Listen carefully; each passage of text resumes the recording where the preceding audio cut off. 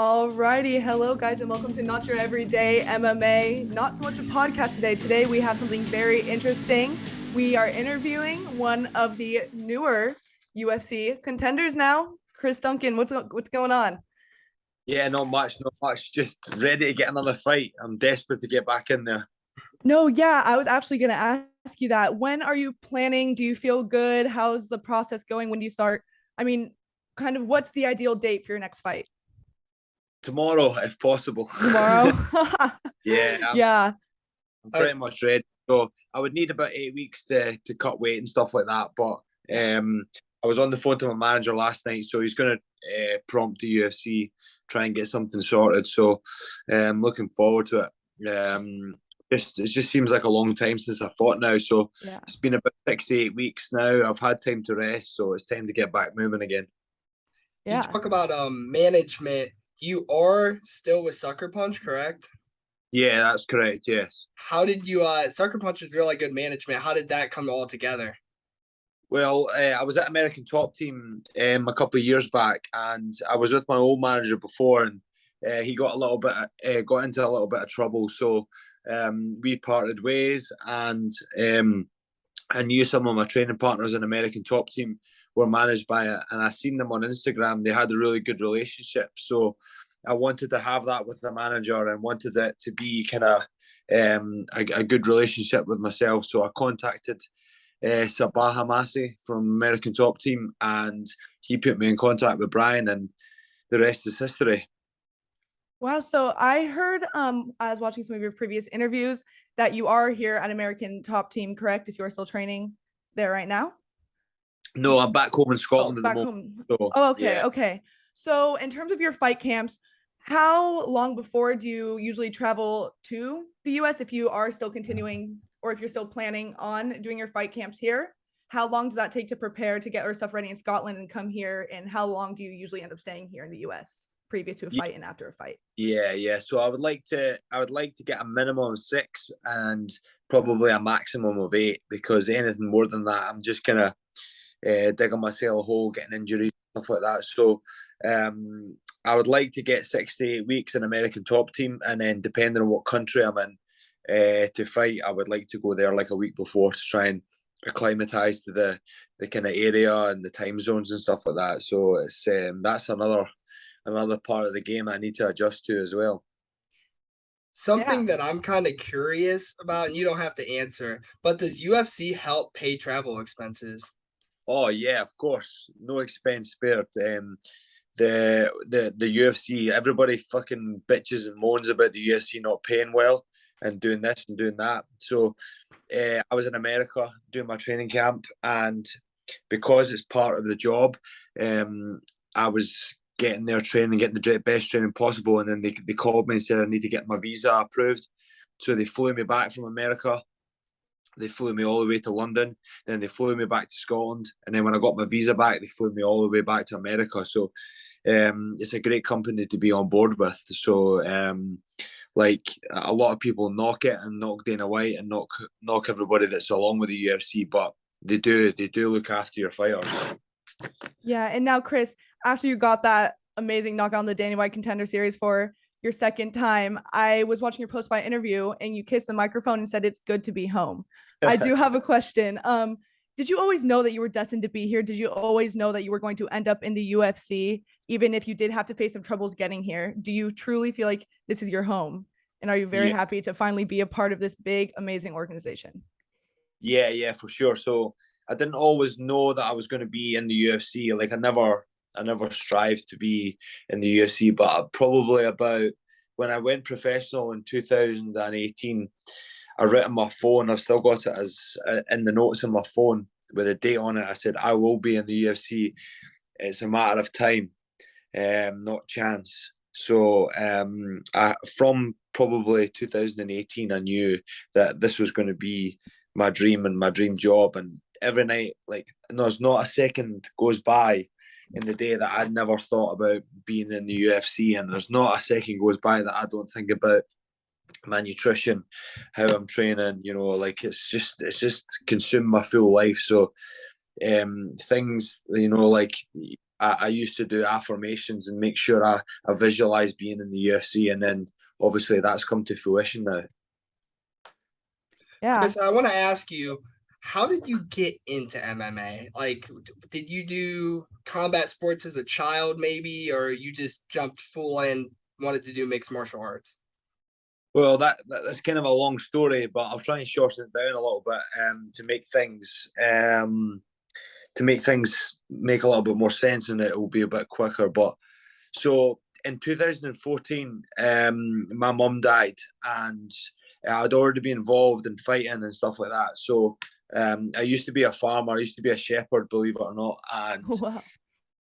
when my mum passed away, I wanted to do something that that I enjoyed, because my mum was taken away from us like a blink of an eye. So I thought to myself, you know what, fuck this. I'm gonna do something I enjoy. So I moved into the gym and started on my fitness journey, and I became a personal trainer.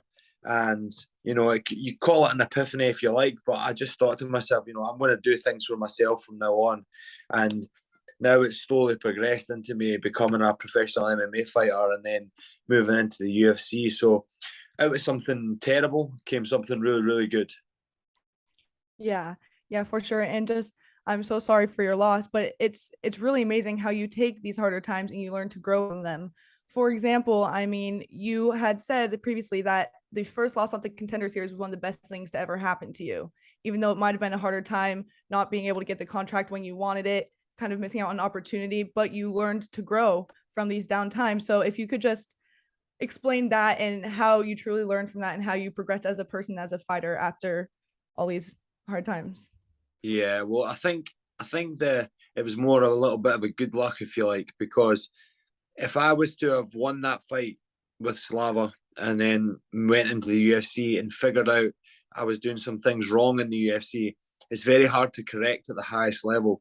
So I got a chance to go back and take a couple of steps back and fix that in the lower grade shows, because I went from the Contender Series just to fighting on an average regional show where I'm from back here. And I got the chance to fix the problems. One of them would be my mindset going into a fight, and how I deal with my emotions. So that was like a knight in shining armor for me. I was very, very lucky to be able to do that, because imagine I got all the way to the UFC, did 2 fights, lost 2 fights, and then I got cut from the UFC and I had to build myself back up. Like, that's the wrong way to go about it. So I'm glad this has happened. And like I say, like, these things do help. And the last time I lost as an amateur, I went on a 14-fight winning streak. So it's going to be the same this end. It's 1000%. And just what was your reaction to Dana White's reaction of Yeah. your great knockout? I mean, it went viral. It was insane. The man was almost out of his chair and just stood Yeah. up going crazy. How did that make you feel, knowing that the boss reacted in such a great way to your performance? Well, at the time, I didn't really have, like, there was no way in my mind, like, after that and after my performance, like, there was no way. I didn't know, like, I didn't think I was going to get my contract. So I had a lot of relief, and I couldn't care less, to be honest. All I wanted to do was get home and see my family and celebrate. And yeah, like, as I say, I've planned this out in my head 1,000 times. And I was the underdog in that fight, which gave me a little bit of a nasty streak in me. So I was happy to pull through and prove a lot of doubters, and a lot of people messaged me. Like, I don't know why people do this, but like a lot of Charlie's must have been fans or friends were messaging me saying Charlie's coming to get you.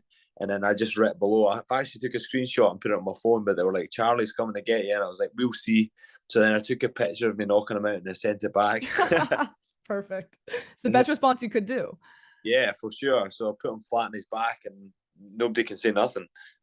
Yeah. Now, was that a tough fight for you? Because there were points where you were taking, some of those underhooks and stuff like that, and I was like, oh, he might be out of it, and then you came back. Was that a lot of pressure for you, especially you're fighting for a contract in front of the boss too? Yeah, the fight itself had a lot of pressure on it. Unfortunately, I sustained some damage to my left eye during the fight, and that's why I was taking as many shots as I did, because I actually couldn't see anything for like the whole of the fight. And through obviously the training and the hard work I'd done prior to that, I was able to think on my feet and just sit down onto my punches and throw 1-2, and making sure I had my head off the centre line so I don't get hit with any more uppercuts. So, yeah, there was a lot of pressure involved, especially you're trying to get the contract, and not everybody's seen my full skill set yet. They've just seen me knocking people out, so they're going to get a fright when they see the full Chris Duncan. Yeah, the problem. I mean, if you could have one fight in your division, it doesn't matter the ranking, doesn't matter who the person is. What is your dream fight in the UFC? Well, he's actually retired now. He's probably my most favourite fighter, and it's not because I don't like him, or it's just I would love to have shared the octagon with him as Donald Cerrone, because Donald Cerrone is not only a pioneer of the sport, he's a great role model, he's a great dad. And the one thing that I really like about Donald Cerrone is, like, obviously he's never been champion, but he's probably one of the most sought after MMA practitioners. So he's my idol, and I really hoped one day I would meet this guy.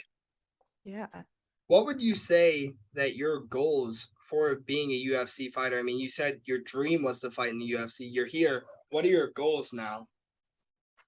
So obviously, I've got short term, medium term, and long term goals. So the next actual goal for myself was to make sure the UFC know who I am, because at the end of the day, you need to show what you're worth, in the sense that you don't go out and be a boring fighter and grapple, and you need to take risks. Because the reason why I got into the Contender Series, because I take risks and I put my heart on the line and put my body on the line to make sure I get the result I want. So I'm wanting to make sure that I get the next 3 fights done quick and in a spectacular fashion, and then obviously after that I want to start knocking into that top 10, top 20. And then obviously from there I'm going to have to set new goals, and you don't want to set yourself too far ahead, because I do a lot of reading and research on goal setting and stuff like that, and if you start reaching too far, it seems like it's too far away and you never get there. So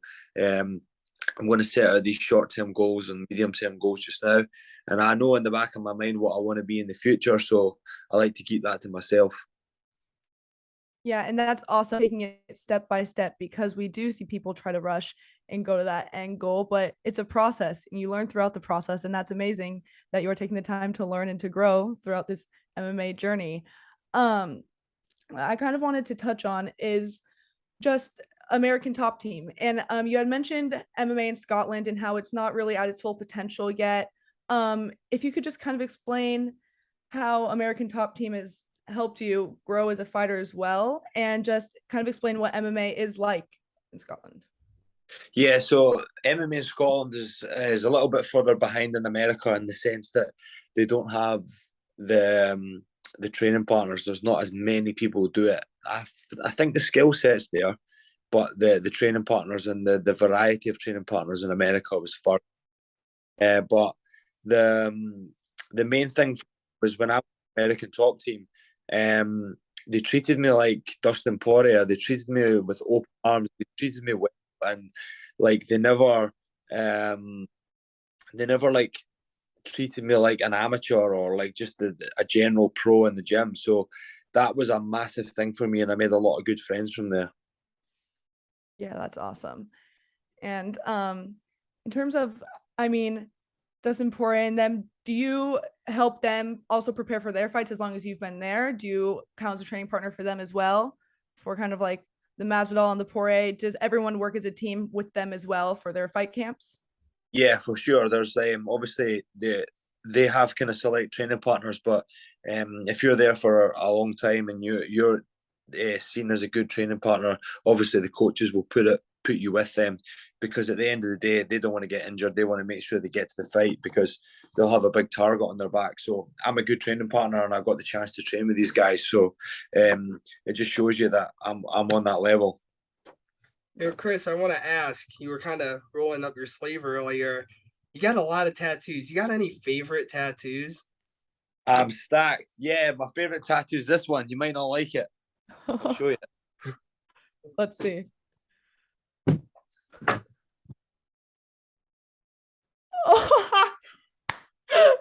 That's the best one. What does it say? It says made in Scotland. Yeah. Wow. There you go. Hey, that's an insider right here, right here. Only at Not Your Everyday. But I've got quite a lot of tattoos. I'm pretty inked, but I actually hate getting tattooed. It's too sore. I got some cherry blossoms on me the other day, which are quite sore at the moment. So yeah. So made in Scotland. Yeah. That's You awesome. should do a quick patty at every weigh-in and just flash that real quick for everyone. Show your favorite tattoo to the world. For the ranking. That's awesome. Yeah, for sure. Tori, do you have any more questions? I mean, one more big one. It's just, what do you want to tell people that want to make it to the UFC one day, that want to train and work hard? What is some advice that you will give to these younger fighters that want to reach their dreams? Yeah, I would say make sure that you just get yourself on the mat and be a mat rat. You can't just like get through life by just putting in minimum effort and expecting the maximum reward. So you need to work hard. You need to lay that footfall for yourself, and things will come if you work hard enough. And things like karma, do good things, because like if you're good to your training partners, they'll help you out as well. And as much as it's just you walking into that cage, like it's a team effort as well, you know. So like look after your training partners and just knuckle down and work hard. Awesome. Yeah, well, that's awesome. Chris, where can fans find you and keep up with your stuff? So obviously I've got my Instagram as the _problem155, and then Twitter as the problem155, and then on Facebook it's just Chris Duncan. So hit me up on there, give me a follow, and I appreciate it. I've also got a YouTube channel. You could just type my name in on YouTube and it'll pop up. Have a look. I do day in a life and stuff like that. So it'll be good if everybody tunes in and asks me some questions. Yeah, that's Awesome. perfect. Well, we will definitely put that YouTube link in the bio of our video. Try to get you some traction there, and we definitely appreciate you giving us time in this interview, Chris. Thank you so much. And not a problem. And thanks for your time as well, guys. Thank you. Awesome. Course, you have a good thank one. You. Speak Good to you luck soon, with guys. everything. Alrighty. Bye-bye. No luck needed. I work hard enough. There you go. The hardest worker. All right. Thank you so much.